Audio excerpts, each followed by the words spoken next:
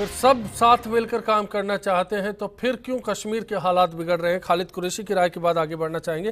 नमस्कार खालिद साहब। सर नमस्कार।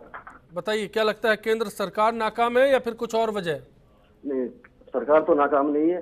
वहाँ का जो लोग जो मतलब आग लगाने वाले हैं ये उनकी कारस्तानी है। मैं थोड़ी सी अपील करना चाहूँगा सभी से, जो युवा है, हथियार किसी भी समस्या का हल नहीं है। आपकी जो अगर कोई मसला है, बातचीत है, सरकार से बातचीत करें। दूसरे फौजी, हमारे फौजी भाई, उनसे भी मेरी अपील है, वो संयम बरते और गोली न चलाए। बहुत बहुत शुक्रिया आपका। कर्नल परमेश, आपसे जानना चाहता हूं कि 1996 में एक वक्त ऐसा था कि जब वादियों में कश्मीरी पंडितों का पलायन शुरू हुआ था, उस दौरान दहशतगर्दी का यही आलम था। इसी तरह से सड़कों पर कत्लेआम का सिलसिला था। इसी तरह से उस दौर में भी करीब 20 से 25 लोग शुरुआत में मारे गए थे और अब 23 लोगों की मौत की खबर है। इतना बड़ा जो हंगामा है वो बरपा है, तो उसके पीछे कहीं ना कहीं किसी की जिम्मेदारी भी तो होगी।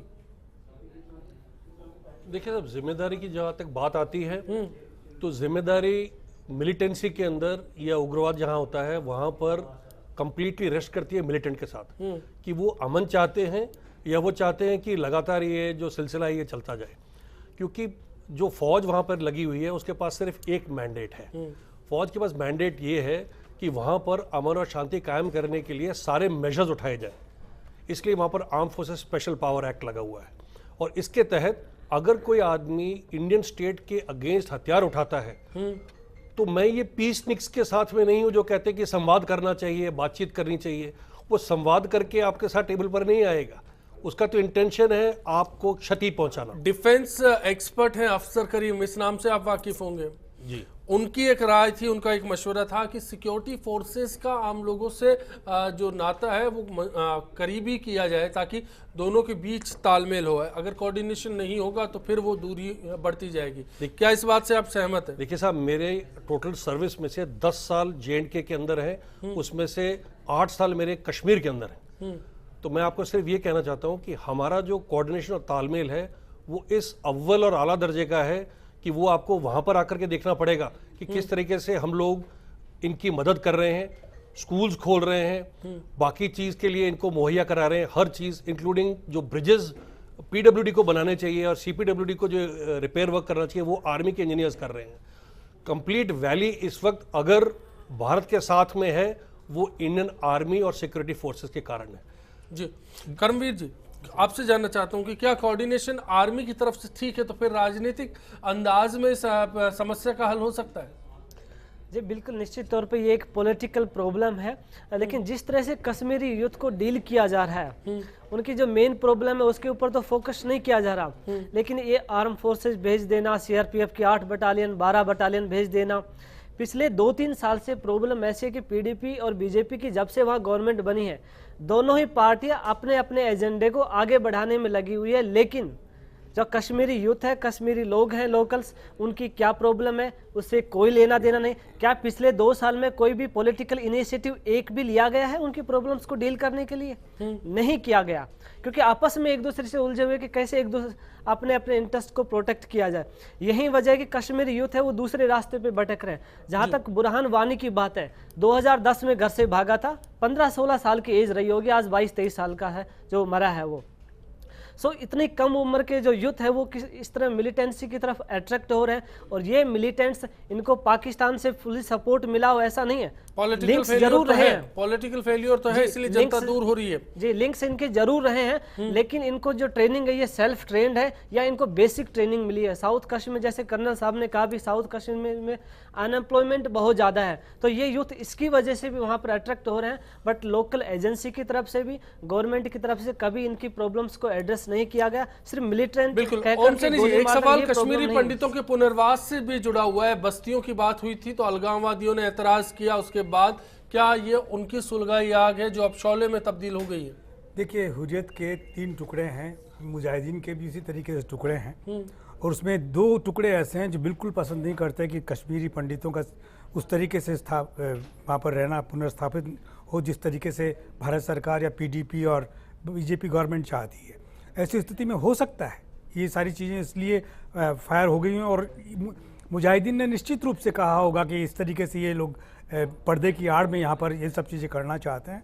और जिन लोगों में नफरत पैदा हो गई है, कर्नल साहब नहीं समझेंगे इस बात को, लेकिन राजनेताओं का धर्म है कि जिन लोगों में संवाद नहीं उनमें संवाद हो, उनमें शांति के साथ। क्यों आदमी की इम्पोर्टेंस है पूरी दुनिया में, अलग बात है। और सुप्रीम कोर्ट का एक जजमेंट है जो परसों ही आया है, वो किस तरीके से कहता है कि कत्ल नहीं किया जा सकता। यानी एक 18-22 साल का लड़का ऐसा क्यों हो गया है, जानने की जरूरत है। इसका इंतजाम होना चाहिए, इसकी सुधार होना चाहिए, और ये जिम्मेवारी सरकार और शासन पे है बहुत ज्यादा। आप दोनों का जब तक सरकार और शासन इसको ठीक नहीं करेंगे। कर्नल साहब कुछ कहना चाह रहे हैं इस मसले पर, ओम जी वाली बात पर? मैं ओम जी साहब से सहमत नहीं हूँ। ये कह रहे हैं कि कर्नल साहब को इस बात की समझ नहीं है। मैं एक बात ये कहना चाहता हूँ इनसे, एक बात ये कहना चाहता हूँ कि पहली बात तो ये शब्द जो है कमांडर अब्दुल गनी, ये गलत शब्द है। कमांडर बनने के लिए आपके नीचे 3 से 5 हज़ार ट्रुप्स होने चाहिए और आपको उतने लंबे समय तक ट्रेनिंग करके इज्जत पाई होनी चाहिए। 3 हफ्ते या 4 हफ्ते की ट्रेनिंग के बाद आप अपने आप को सेल्फ स्टाइल कमांडर बोलें तो वो बात जायज़ नहीं है। वो एक्चुअली किसी एक रैग टैग मिलिटेंट ग्रुप का हेड है और उसके फॉलोअर 8, 10, 15 आदमी होंगे जो कि उसके साथ सशस्त्र हैं। बाकी लोग आउटसाइड सपोर्ट दे रहे हैं, मीडिया पर सपोर्ट दे रहे हैं। तो पहली बात तो यही गलत है। दूसरी चीज ये है, जब बंदूक आपके सर पर लगा दी जाए उसके बाद पीस की बात नहीं की जाती है। पहला समाधान ये होता है कि बंदूक आपके सर से हटे, उसके बाद आप टेबल पर आकर बैठेंगे। अभी क्या हो रहा है, पूरा का पूरा देश एक आवाज में बोलता नहीं है। अगर अपन पेरिस की बात देखें, जैसे ही पेरिस में अटैक हुए, complete nation including opposition party किसी ने भी एक भी स्टेटमेंट नहीं। लेकिन कश्मीर के मसले को हम देखें तो हालात कुछ अलग है। हम 96 से भुगतते आ रहे, 20 साल का जो सिलसिला है। ये तो वहां पे बोला गया है कि भाई इनकी सुनी क्यों, ये नौबत क्यों आई? और रितवाल साहब, आप ओम जी आप अपनी बात मैं ये कहना चाहता हूँ कि कर्नल साहब ये फर्क है, इसलिए हमारे यहाँ कोई फौजी शासक नहीं है। हमारे यहाँ इलेक्टेड निर्वाचित प्रधानमंत्री है, राष्ट्रपति हैं, सारा सिलसिला है। वरना अगर मुशर्रफ यहाँ पर होते तो वो निश्चित रूप से यही करते कि सबसे पहले इसका वो किया जाए। इस मैं अब तक जो समझ पाया हूँ उसमें राजनीतिक जो है वो लेफ्टिस्ट की बात आ रही है। आ रहा हूँ जानना चाहेंगे और हरिद्वार साहब दोनों के पास आ रहा हूँ। एक गुमान सिंह जी हमारे साथ जुड़े हैं जयपुर से। नमस्कार गुमान सिंह जी। नमस्कार अश्विनी जी, बहुत बढ़िया आपने मुद्दा उठाया है। जी सर। लेकिन आज जब ये डिबेट देखते हैं तो बड़ी तकलीफ होती है सर कि आज जिस मुद्दे पे हमको सबको एक होना चाहिए था पूरे देश को, और उनके पैरोकार आज सामने आ जाते हैं। और मैं तो यही एक चीज समझता हूँ कि जिसके फट्टी ने पांव गिराई वो का जाने पीर पर आई। आज कश्मीरी पंडित जो गए जिनके घर में एक भी मौत हुई है, उनसे ये तकलीफ जाके पूछो। और आज जिस तरीके से एक आतंकवादी के लिए हुजूम उमड़ता है, वो पहले भी उमड़ा था। और हमारी ये जो विशेषज्ञ ये जो बहुत ये ज्ञानी लोग हैं, शायद इनके अगर कभी भी कोई ऐसी ट्रेनिंग होगी या कोई ऐसी इनके साथ भी वाक्य तब इनको ये चीज। चलिए बहुत बहुत धन्यवाद आपका। कांग्रेस की गलतियों पर आता हूं। राजनीतिक मसला दरअसल इसको बताया जा रहा है। मनमोहन सिंह ने पीएम रहते हुए कश्मीर के मसले पर 6 कमेटियों का गठन किया था, लेकिन 6 की 6 रिपोर्ट ठंडे बस्ते में। इस पर कुछ कहना चाहेंगे रितवाल साहब आप?